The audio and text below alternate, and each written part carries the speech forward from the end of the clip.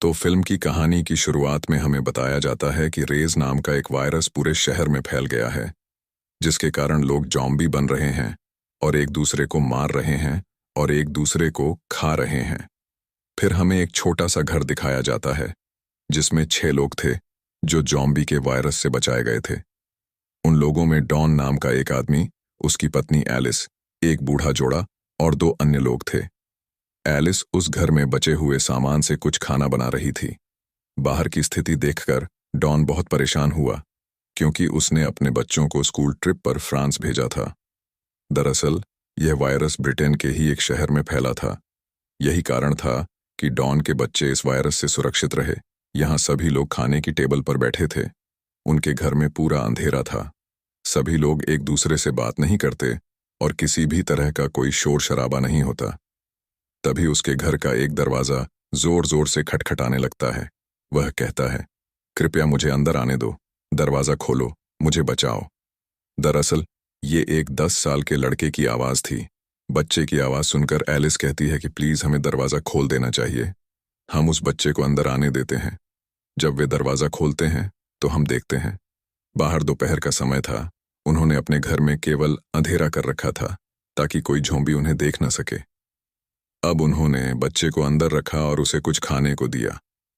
पूछने पर बच्चा कहता है कि मेरे मम्मी पापा ज़ॉम्बी बन गए हैं और मेरे पीछे पड़े हैं। वे मुझे खाने आ रहे थे। डॉन पूछता है कि वहाँ कितने लोग थे। वह बहुत कुछ कहता है। डॉन भी 2 और लोग थे। लड़की उनसे बहुत डरती है और बाहर झांकने लगती है। वह दूर से अपनी ओर आ रहे कई लाशों की आवाज़ सुन सकती थी। तभी अचानक एक ज़ॉम्बी आता है और सीधे उस लड़के पर हमला कर देता है। आसपास बहुत सारे ज़ॉम्बी थे और वे अंदर आने की कोशिश भी करते हैं। एलिस उस बच्चे को बचाने के लिए ऊपर जा रही थी। उसके पीछे डॉन भी आ जाता है। वह एलिस से कई बार कहता है कि एलिस उस बच्चे को छोड़ दो, हमें भागना होगा। लेकिन वह डॉन की बात नहीं सुनती। वहां वह बूढ़ा जोड़ा बाहर दूसरे घर में छिपा हुआ था, लेकिन वे भी ज़ॉम्बीज़ से बच नहीं सके। इसके बाद जिस कमरे में एलिस बच्चे के साथ थी, वहां बहुत सारे ज़ॉम्बी भी थे। डॉन दूसरे कमरे में था। वह एलिस को बुलाता है, इधर मेरी ओर देखो, मेरे पास आओ। लेकिन बीच में इतने सारे ज़ॉम्बी थे कि वह उनका मुकाबला नहीं कर सकी। फिर ये देखकर डॉन ने भी अपना दरवाज़ा बंद कर लिया। एलिस उसे बार बार बुला रही थी, तुम कहाँ हो डॉन, मेरी मदद करो। लेकिन डॉन ने दूसरी तरफ का दरवाज़ा बंद कर दिया और दूसरे दरवाजे से बाहर भाग गया। उसके पीछे और भी कई ज़ॉम्बीज़ थे जो भूखे ही उसकी ओर दौड़ रहे थे। हम एलिस को देखते हैं, जिसकी आवाज़ अब मदद के लिए आना बंद हो गई थी। डॉन रो रहा था और शर्म से भाग रहा था कि उसने अपनी पत्नी एलिस को छोड़ दिया, उसकी मदद नहीं की। आगे जाकर उसे तालाब में वही लड़का मिलता है जो उनके साथ घर पर रहता था। नाव खेने के दौरान जल्दबाजी में वह पानी में गिर जाता है। लाशों ने उस लड़की को भी पकड़ लिया था और उसे मौत के घाट उतार दिया। डॉन ही अकेला बचा था, जो उस नाव में बैठकर जा रहा था। फिर 1 महीने बाद हमें कहानी दिखाई जाती है, जिसमें बताया जाता है कि भूख के कारण लाशें धीरे धीरे मर रही हैं। अब इस नगर पर सेना बल का नियंत्रण हो गया। वह इस सब पर नियंत्रण करने की कोशिश कर रही थी।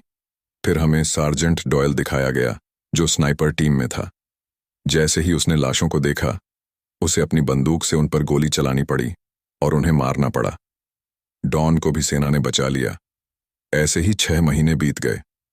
अब ज़ॉम्बीज़ भी कहीं कहीं बहुत कम रह गए थे।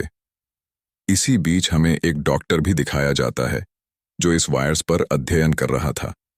अब जो लोग दूसरे शहरों में फंस गए थे, उन्हें वापस उनके घर पहुंचाने के लिए सेना कार्यक्रम शुरू कर रही है।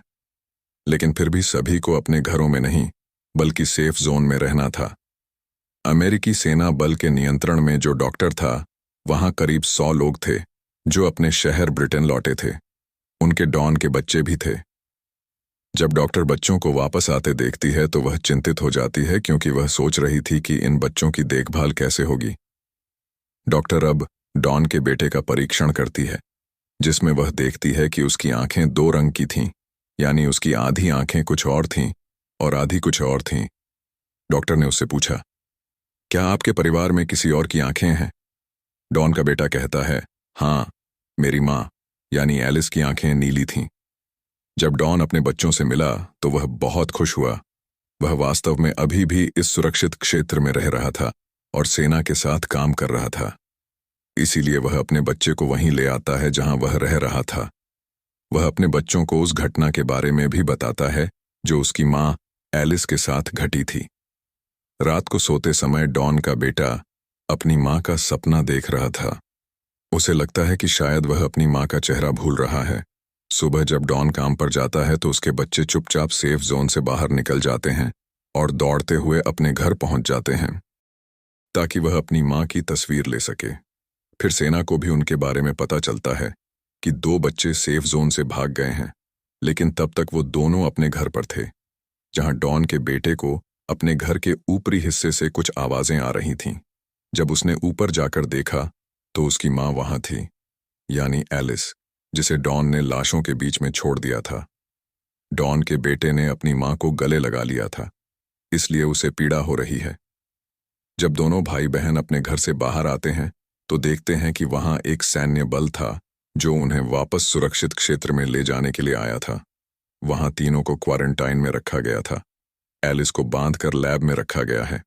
डॉक्टर उसके खून का परीक्षण करता है। वह यह पता लगाना चाहती थी कि क्या एलिस भी ज़ॉम्बी वायरस से संक्रमित है। तब उन्हें पता चला कि एलिस संक्रमित थी, लेकिन उसकी रोग प्रतिरोधक क्षमता इतनी शक्तिशाली थी कि ज़ॉम्बी वायरस का उस पर कोई असर नहीं हुआ। इसीलिए वह अभी तक ज़ॉम्बी नहीं बनी थी, लेकिन उसके खून या किसी अन्य कारण से अन्य लोग भी इससे संक्रमित हो सकते थे।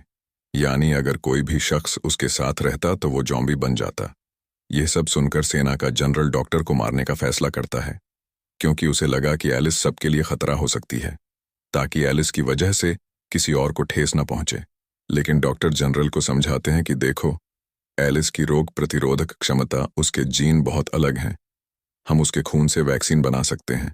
अब जब डॉन को इस सब के बारे में पता चला कि उसकी पत्नी एलिस जीवित है, तो वह अपने बच्चों के पास गया, लेकिन वह उससे नाराज था। वह कहता है कि पापा, आप तो कह रहे थे कि माँ मर गई, वह ज़ॉम्बी बन गई है, तो वह जीवित कैसे है? डॉन अपने बच्चों की बात सुनकर बहुत डर गया, क्योंकि वह केवल यह सच जानता था कि वह एलिस से दूर भागा था। इसलिए वह सबसे पहले एलिस के पास जाता है और रोता है और उससे माफ़ी मांगता है। अब जैसे ही वह उसके थोड़ा करीब जाता है, वह अचानक चिल्लाता है और कांपने लगता है और अचानक एक ज़ॉम्बी में बदल गया। एलिस उसकी हालत देखकर मदद के लिए चिल्लाती है, लेकिन अब वह उसे भी बेहद खतरनाक तरीके से मार देता है। फिर उसके बाद वह बाहर निकलता है और सेना के लोगों पर हमला कर देता है। डॉक्टर डॉन के बच्चों को लेकर सुरक्षित क्षेत्र की ओर भाग गया, लेकिन डॉन भी सेफ जोन की ओर आ गया था और लोगों की चीखें सुनकर वह दूसरी तरफ का दरवाजा तोड़ने लगता है। डॉन का बेटा उसे देख लेता है और भाग जाता है। वह जाकर एक एसी वेंट में छिप गया। नीचे से लोगों की चीखें आ रही थीं। डॉन उन्हें मार रहा था और उन्हें लाश में बदल रहा था। फिर जो लोग ज़ॉम्बी में बदल रहे थे, वे दूसरे लोगों को ज़ॉम्बी में बदल रहे थे। हर तरफ अफरा तफरी मच गई। हर कोई अपनी जान बचाकर यहां से भाग जाना चाहता था। फिर स्नाइपर्स भी अलर्ट हो जाते हैं, लेकिन उनके लिए यह समझना बहुत मुश्किल था कि कौन ज़ॉम्बी है और कौन नहीं। फिर उन सभी को मारने का आदेश दिया जाता है। ये सुनकर कहानी की शुरुआत में जो स्नाइपर डायल हमने देखा, वो बड़ा अजीब लगता है, क्योंकि उसे लोगों को बचाना था, उसे उनकी मदद करनी थी, न कि उन्हें मारना था। वह देखता है कि डॉन के बेटे के सामने एक ज़ॉम्बी आता है, जिसे वह गोली मारकर मार देता है, लेकिन उसने डॉन के बेटे को नहीं मारा, इसलिए उसने अपना कर्तव्य छोड़ दिया। एक आदमी डॉन के बेटे को अपने कमरे में लाया था, जहां बहुत अंधेरा था। वहां उनकी मुलाकात अपनी बहन और डॉक्टर से हुई। यहाँ उनके अलावा और भी कई लोग थे। बाहर का नज़ारा देखकर बुढ़िया बहुत परेशान हो जाती है और कहती है कि ये सबको क्यों मार रहे हैं। तभी यहाँ डायल आती है, जो सभी को यहाँ से चले जाने के लिए कहती है, क्योंकि यहाँ रुकना सुरक्षित नहीं है। जब सभी लोग यहाँ से जाने लगते हैं तो सेना उन पर फायरिंग भी करती है, जिसमें बुढ़िया की मौत हो जाती है। डॉक्टर और डॉन के बच्चे डायल के साथ थे। तभी डायल पर उसके दोस्त का फ़ोन आता है, जो सेना में था, और उसके पास एक हेलीकॉप्टर था। वह कहता है, देखो, थोड़ी देर में पूरे शहर को बम से उड़ाने का आदेश दिया गया है। जिस स्थान पर मैं तुम्हें भेज रहा हूं, वहां आकर मुझसे मिलो। मैं तुम्हें बचा लूंगा। अब वे सभी एक सुरंग से बाहर आते हैं। तभी एक बड़ा धमाका हुआ। सेना ने सुरक्षित क्षेत्र में सभी लाशों या बचे लोगों को उड़ा दिया था। डायल डॉक्टर और बच्चे को लेकर भाग जाता है। वे सभी उसके दोस्त द्वारा बताई गई जगह पर आए थे। तभी डायल का दोस्त भी हेलीकॉप्टर लेकर आ जाता है। वह डायल को बताता है कि कुछ बचे हुए ज़ॉम्बीज़ आपके पीछे आ रहे हैं। ये सुनकर डायल बच्चों और डॉक्टर को छिपने के लिए कहती है।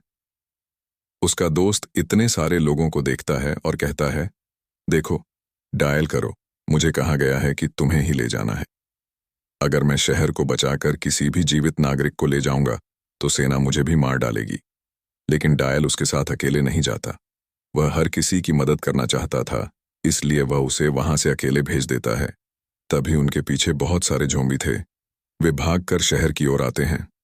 शहर में सेना ने लाशों को मारने के लिए जहरीली गैस छोड़ी थी, जिसके कारण आम आदमी वहां सांस नहीं ले पा रहा था। उसे बचाने के लिए वे एक कार में जाकर छिप जाते हैं।